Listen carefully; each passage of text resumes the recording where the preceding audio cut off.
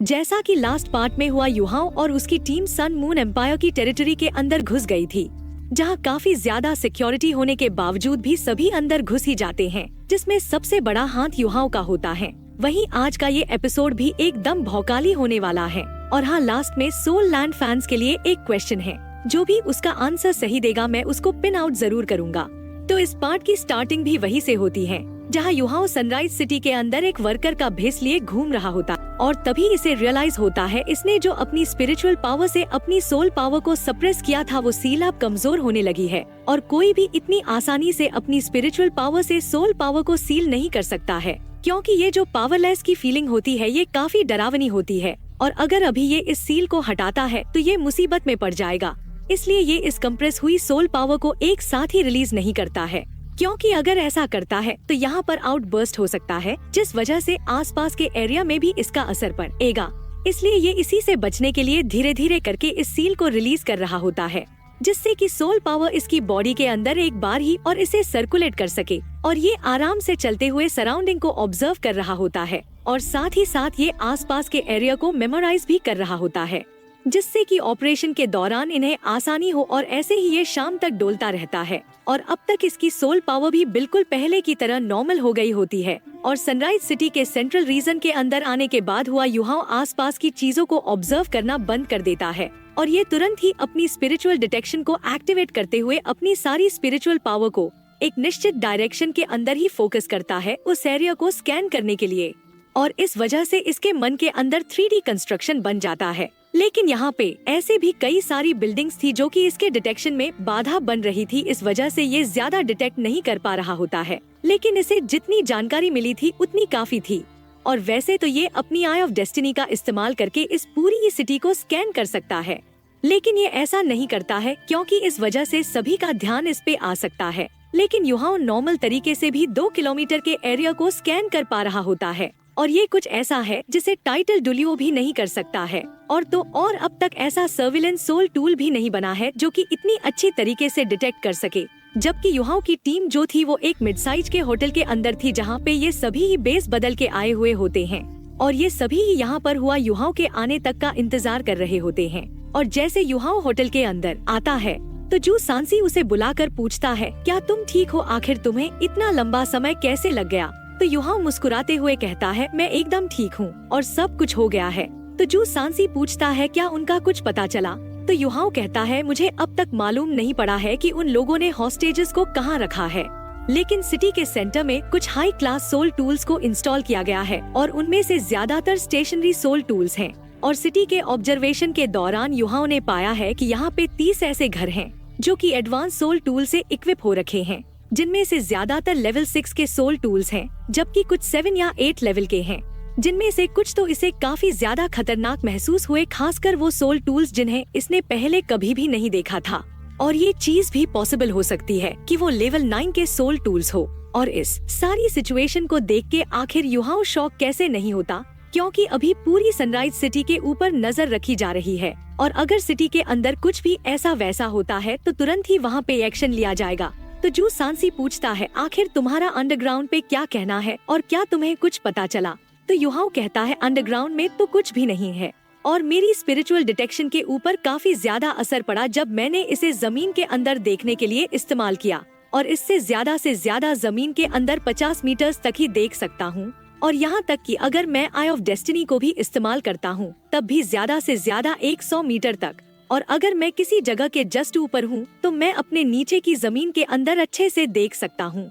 और वैसे तो मैंने पूरी सिटी को चेक नहीं किया है, लेकिन मुझे लगता है कि सभी लोगों को अंडरग्राउंड में रखा गया है और अगर ये लोग काफी गहराई में है तो इसके जो एंट्रेंस और एग्जिट हैं वो पूरी तरीके से रिस्ट्रिक्ट हैं और उन्हें बचा निकालना तो काफी ज्यादा मुश्किल है और उन लोगों को जमीन के अंदर उन्होंने रख के काफी मुश्किलें खड़ी कर दी हैं। और जिस तरीके के sun moon empire underground structures बनाती है ये उससे काफी अलग है, क्योंकि जब मैंने सिटी के अंदर एंटर किया था तब मैंने काफी सारे अंडरग्राउंड पाइप्स को सिटी वॉल से जुड़े हुए देखा था और इस तरीके से वो लोग जमीन के अंदर की मूवमेंट्स को सुन रहे थे।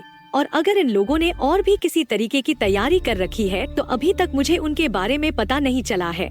तो जू सांसी युहाओ से कहता है, वैसे भी इतना सब कुछ भी पता लगाना आसान नहीं था इसलिए तुम्हें अपने ऊपर ज्यादा सरदर्द डालने की जरूरत नहीं है और चलो तुम आराम कर लो। वैसे भी हम अभी ही तो यहाँ पे आए हैं और हम बाकी का काम कल से शुरू करेंगे। और इसके लिए युहाओ भी मान जाता है और ये जो सांसी के साथ रूम्स की तरफ आने लगता है। और ये जो 6 जने थे, इनमें से 2 लड़कियां जबकि 4 लड़के थे। दोनों लड़कियां ही मिलके एक रूम को शेयर कर लेती हैं, जबकि ये चारों 2 रूम्स में ठहरे होते हैं। और अब युहाओ को जुईचेन के साथ एक ही रूम में रहना पड़ेगा, क्योंकि केतु और जू सांसी ये दोनों ही जुईचेन के साथ रूम को शेयर नहीं करना चाहते थे। और जैसे ही युहाओ रूम के अंदर आता है तो युहाओ जुईचेन को बेड के ऊपर काफी गुस्से में पाता है। और जैसे युहाओ रूम के अंदर घुसा था तो जुईचेन तुरंत ही इसका स्वागत अपनी शार्प स्वॉर्ड इंटेंट से करता है। और इस स्वॉर्ड इंटेंट को रिलीज करने के तुरंत बाद ये अपने गुस्से को कंट्रोल में कर लेता है। और जुईचेन थोड़ा सा हैरान होते हुए कहता है, मैंने सोचा ना था तुम इतने ज्यादा स्ट्रॉन्ग हो गए होगे। वैसे अभी तुम्हारा कल्टीवेशन क्या है? तो युहाओ मुस्कुराते हुए कहता है, मुझे मालूम है कि तुम। लेकिन तभी ये सवाल पूछते हो जब तुम्हें लगता है कि कोई तुम्हारे अपोनेंट बनने के काबिल है। तो जुईचेन पूछता है, तो हम कब लड़ना शुरू करेंगे?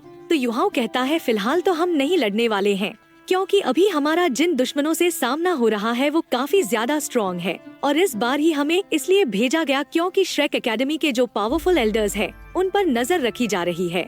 और फिलहाल तांग सेक्ट को इतना ज्यादा टारगेट भी नहीं किया जा रहा है। और सन मून एम्पायर ने एक्सपेक्ट नहीं किया होगा हम जैसे लोग हॉस्टेजेस को बचाने के लिए आएंगे।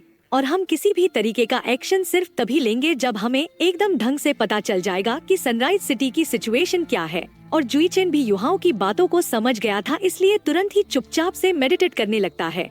और फिर युहाओ भी तुरंत ही जुईचेन के एकदम सामने मेडिटेट करने के लिए बैठ जाता है। और ये सोच रहा था कि यहाँ पे ये जो सोल टूल्स और सोल इंजीनियर्स का अरेंजमेंट है ये काफी एक्यूरेट है और इस सिटी को अंदर और बाहर से पूरी तरीके से कवर करके रखा गया है। और यहाँ पे तो ग्राउंड और एरियल सोल टूल्स भी हैं। लेकिन तब भी युहाओ को ऐसा महसूस होता है जैसे कि ये सनराइज सिटी की फुल स्ट्रेंथ नहीं है और ये सिटी यहाँ को काफी ज्यादा स्ट्रॉन्ग दिखा रही होती है, क्योंकि यहाँ पे लेवल 9 के सोल टूल्स भी है। लेकिन क्या सच में सन मून एम्पायर सिर्फ 2 सोल इंजीनियर लेजेंड्स के दम पे तीनों अंपायर्स को रोक सकेगी?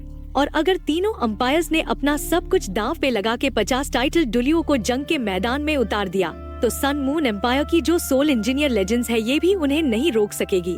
और यहाँ पे होली घोस्ट चर्च का कोई भी नहीं है, लेकिन ये नामुमकिन है कि वो लोग इस चीज में इन्वॉल्व ना हो।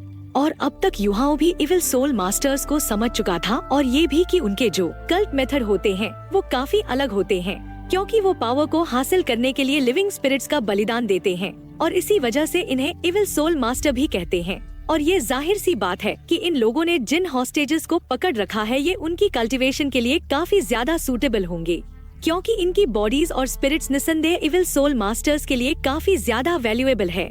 इसलिए ये होली स्पिरिट कल्ट के लिए काफी ज्यादा अहमियत रखते हैं। और एक बार ये जंग पूरी तरीके से शुरू हो गई तो ये हॉस्टेजेस इनके लिए कोई अहमियत नहीं रखेंगे। इसलिए सन मून एम्पायर भी इन्हें जिंदा नहीं छोड़ेगी, लेकिन उससे पहले ये लोग इन्हें अपनी तरफ लेने की कोशिश करेंगे। लेकिन अगर ये लोग उनकी तरफ नहीं जाते हैं तो वो पक्का इन्हें मार देंगे और इस मौके का फायदा उठा के होली स्पिरिट कल्ट ही इन लोगों की जाने लेगा। और इस बारी जो तांग सेक्ट के साथ लोग यहाँ पे आए हैं वो इविल सोल मास्टर से बिल्कुल भी नहीं डरते हैं, क्योंकि ये सभी ही अपनी अपनी स्पेशल एबिलिटीज को पोजेस करते हैं और ये लोग आराम से उन इविल सोल मास्टर्स का मुकाबला कर सकते हैं जो कि इनकी रैंक के होंगे। लेकिन अगर इनका सामना किसी भी टाइटल डुलियो से होता है तो इनके बचने के चांसेस ज्यादा नहीं है।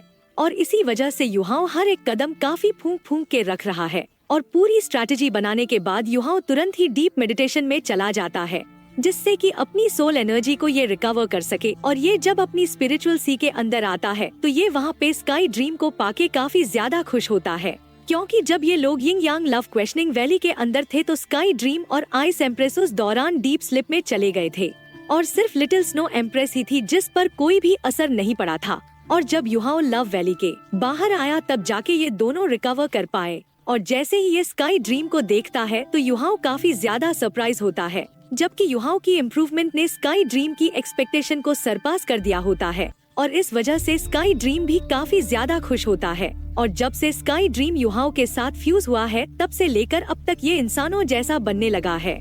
और ऐसा सिर्फ बॉडी के अंदर की पावर को हासिल करने के बाद ही हो पाया है। और तुम्हारा बहुत बहुत शुक्रिया अपनी रूट्स को ना भूलने के लिए। और अब तो असल में तुम आइस एम्प्रेस और स्नो गर्ल की पावर के साथ कंबाइन हो चुके हो।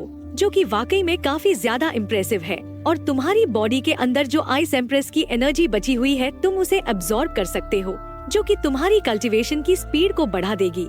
और इसके साथ ही साथ जो सबसे ज्यादा इम्पोर्टेंट पार्ट है वो ये है कि मैंने जो स्पिरिचुअल पावर तुम्हारी बॉडी के अंदर छोड़ी है वो भी लगातार अब्सॉर्ब होती रहेगी। हालांकि अभी जो सबसे बड़ी प्रॉब्लम है वो तुम्हारी बॉडी है, क्योंकि तुम्हारी बॉडी जितनी स्ट्रॉन्ग है उतनी काफी नहीं होगी, इसलिए इसकी स्ट्रेंथ बढ़ाने की जरूरत है। नहीं तो अगर ऐसा ही जारी रहा तो तुम्हारी ही बॉडी को काफी ज्यादा प्रॉब्लम होगी। तो युहाओ कहता है, हाँ मैं समझ गया कि तुम्हारे कहने का क्या मतलब है। तो क्या तुम ये चाहते हो मैं सोल बोन के साथ फ्यूज करना शुरू करूं? और आज का क्वेश्चन ये है कि हुआ युहाओ के लिए टोटल कितने लेवल 99 डेमिगॉड डुलियो ने अभी तक अपना सैक्रिफाइस किया है, और इस सीरीज के अंत तक कितने और डेमिगॉड डुलियो अपना सैक्रिफाइस करने वाले हैं?